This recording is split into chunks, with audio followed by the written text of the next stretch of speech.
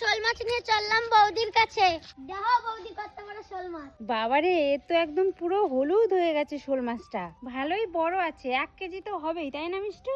হ্যাঁ বৌদি, শোল মাছটা কি দিয়ে রান্না করবা? শোল মাছটা শুধু মশলা দিয়ে রান্না করব। চলো রান্নাঘরে। প্রথমে মাছটা কেটে ধুয়ে নিয়ে চলে আসি। মাছের পিসগুলো কত সুন্দর হয়েছে দেখুন। মাছে আমি লবণ, হলুদ আর সর্ষের তেল মাখিয়ে রাখবো। এবার পেঁয়াজ, আদা, টমেটো কেটে নিচ্ছি।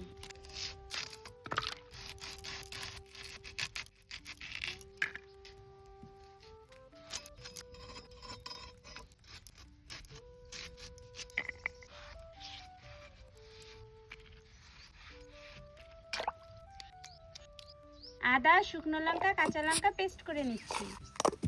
টমেটোটাও পেস্ট করে নেব। সব মশলা রেডি, এখন ধরিয়ে নিচ্ছি উনুন।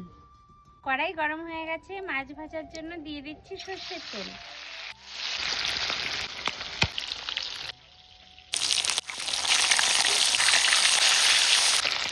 শোল মাছটা জ্যান্ত ছিল তো তাই বেশি ভাজবো না, বেশি ভাজলে স্বাদটা চলে যাবে।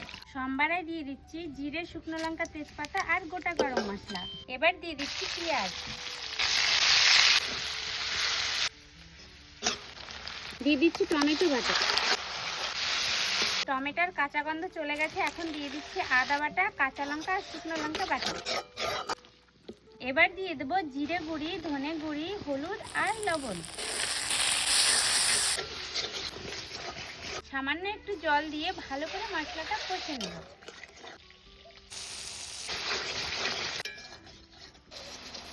মশলা থেকে তেল ছেড়ে দিয়েছে, এখন দিয়ে দিচ্ছি জল। ঝোলটা টকবক করে ফুটছে, এখন আমি ভাজা মাছগুলো দিয়ে দেব।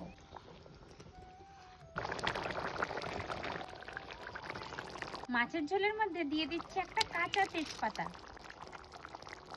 ধনেপাতা। শোল মাছের মশলা ঝোল হয়ে গেছে, এখন নামিয়ে নিচ্ছি।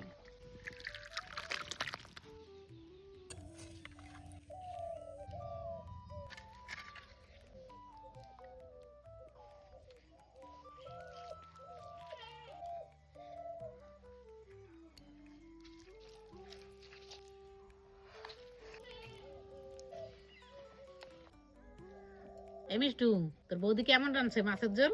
ভালো। মা সত্যি ভালো হয়েছে।